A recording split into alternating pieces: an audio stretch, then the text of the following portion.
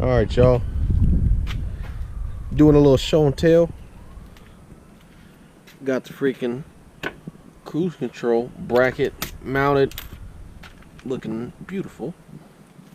Washer fluid reservoir, and they got the fuse box in there. It's a little tight, but I didn't want to put it any lower. Any lower to be under here and be sitting nasty. I want it to look stock, so you know, downfall. It's not even a downfall, but it just can't really put your finger in there. But if I need to fill it up, I just pull the tab, bam. So it still works good. Got that. Got the radiator mounted, the AC condenser mounted, freaking power steering cooler tube. Got the freaking airbag sensor, driver side, passenger side. Got the ABS looking beautiful. Look at her. Ooh, wait, man. Then I got the pump mounted, looking factory as can be. CCRM. Then I got small canister. Got the harness boot cut out. Then I got the little threads from the, you know, little HVAC box. This is where the Fox mounted, so I covered that up a little bit. I'm gonna put some little body filler to make it flush. But this from the SN right here. Put that in there, weld that in there. Looking good. So it's ready to go. Now it's time to take everything off, just to do the little paint, man. I actually got to do a little more body work because I got to cover that up with some body filler, do the rest of this with body filler, sand that down, and I'm gonna put a guide coat on it and then prime after. And then after that, I'm gonna do the dash before I do paint anything. So dash is up next. Got the little driver's side, little goes on the tranny tunnel, you know. So it's gonna be a lot more work, but give it a little update.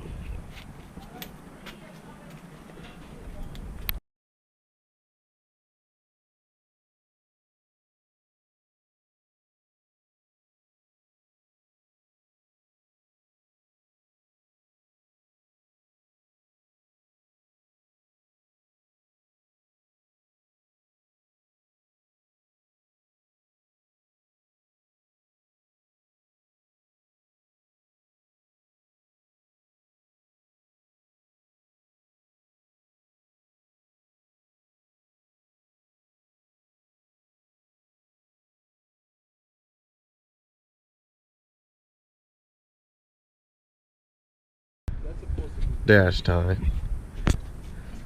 Kind of started without y'all a little bit.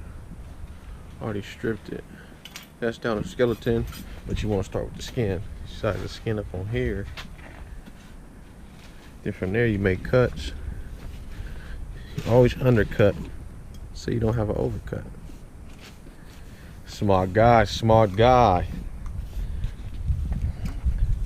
That's what it looked like before. This is from the donor car. But it's peanut butter, so I can't work with that. So I had to get this.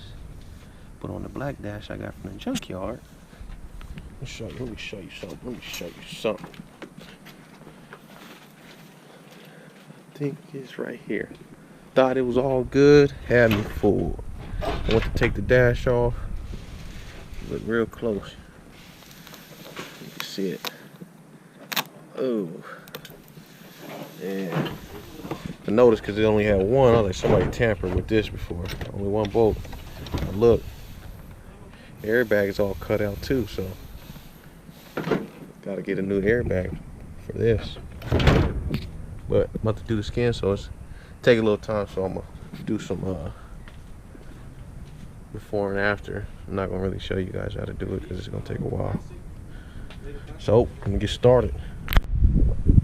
Got the skeleton in. I'm gonna show y'all the clearance issue it has right here. So you gotta, this is part of the freaking the HVAC too. So you go in there, when you cut this, you have to weld it perfect.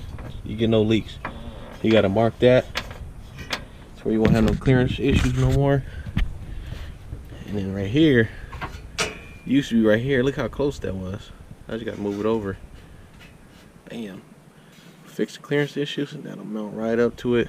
Mark it, weld it, and grind those down. Then to go to that side. Alright, so this is the end result. Got that welded up. Got this. Still a little hot. But here you go, cut off right here. So basically you just whoop, do away with it. Now you got clearance.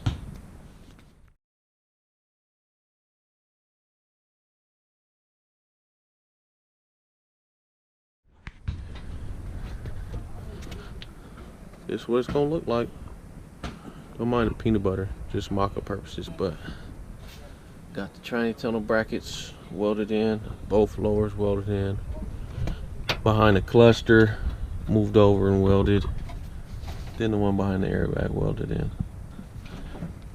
So, like 90% done. The other 10%'s right here. Normally when we do the dash swaps, got a windshield to shape the dash to. So I gotta wait for mine to come in, but that's gonna be after paint, so we'll do the dash when it's done. That's the last cut I have to make, so everything else is complete and ready to mount. And another thing I see people do is they do away with this thing right here. So their defrost vent don't work. That's a non-functional vent. All because they want to close that gap. Me, I'm okay with that gap. It's the only downfall you're gonna get with that, with the defrost still there, is you're gonna get that gap. For me personally, I like to have everything functioning. So if you ever want to do a dash swap, if you want the functioning defrost, you're gonna get the gap, so be prepared for it.